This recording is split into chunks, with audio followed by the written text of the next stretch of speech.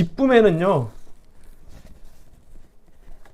어떤 속성이 있냐면 고갈되는 성격이 있습니다.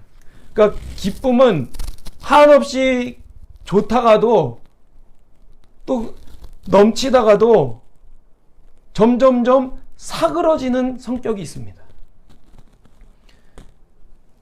이 말이 무엇이냐면 우리가 늘 예수 안에 기쁘고 또 평강을 누리며 살 때도 있지만 예수님 안에서의 그 기쁨과 평강이 어떤 때는 줄어드는 것처럼 느껴질 때가 있다는 것이에요.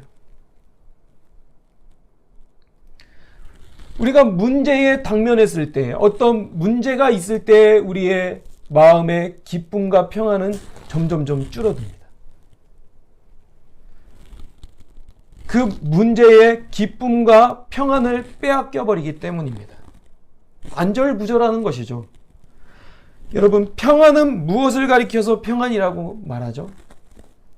문제가 없을 때, 어떠한 것을 잘 진행하고 있을 때, 주님을 알아갈 여유가 있을 때, 주님이 나와 함께 하심을 느낄 때 우리는 평안하다고 말합니다.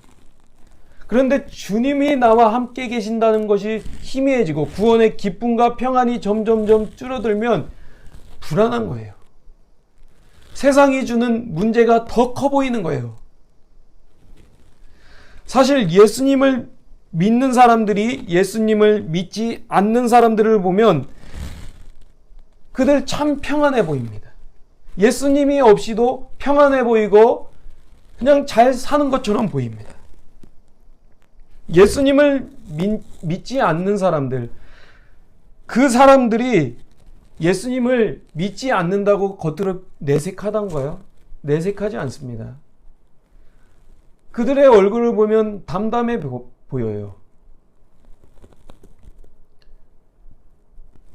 그렇게 담담하게 살았던 사람들, 예수님을 알았으나 예수님께서 십자가에 못 박혀 죽으시자 담담하고 또 어떻게 보면 평안해 보였던 사람들이 누구였냐면 바로 제자들이었습니다. 예수님께서 택하신 사도들이었습니다.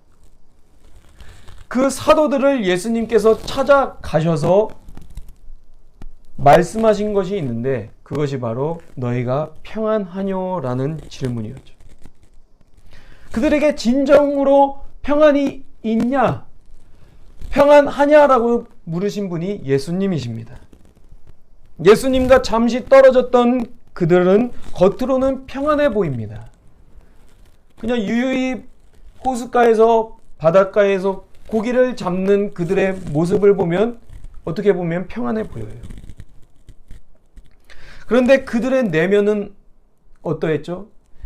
예수님을 잃었다는 또 죽음에 빼앗겼다는 상실감과 예수님과 함께했던 그 나날들이 떠오르는 그러한 상황 속에서 그들은 실망하고 또 어떻게 살아야지 이제 예수님 없는 삶은 나의 삶이 어떠한 삶일까 이렇게 고민하고 염려했을 것입니다. 그때에 예수님께서 하신 말씀이 무엇이라고요? 너희가 평안하뇨. 바울을 통해 예수님에 대해서 많이 알아가고 있었던 고린도 교회의 성도들도 그러했던 것이죠. 바울의 말씀을 통해 들었던 예수님의 말씀이 점점점 작게 들리자 자신들의 옛 문화와 언어가 더 커지게 된 것입니다. 마음을 같이 할 때에 우리는 평강이 있고 기쁨이 있고 또 즐거움이 있습니다. 그런데 마음과 마음이 떨어질 때, 마음을 같이 하지 못할 때에 항상 언쟁과 분쟁이 있고 기쁨이 없고 기쁨이 없으면 당연히 평안도 없는 것입니다. 그때에 우리가 기억해야 할 것이 무엇인가요? 바로 사랑과 평강의 하나님입니다. 사랑과 평강의 하나님을 기억하면 나의 죄, 나의 허물이 보이기 시작합니다.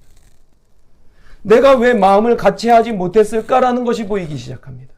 그러면 그것을 가지고 하나님 앞에 회개하게 됩니다. 그러면 그 회개 가운데 하나님께서 사랑과 평강을 부어주기를 시작하십니다.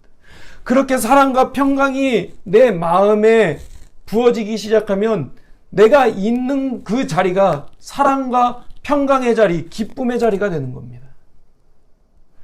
여러분 정말 기쁘신가요? 복음의 기쁨이 있나요?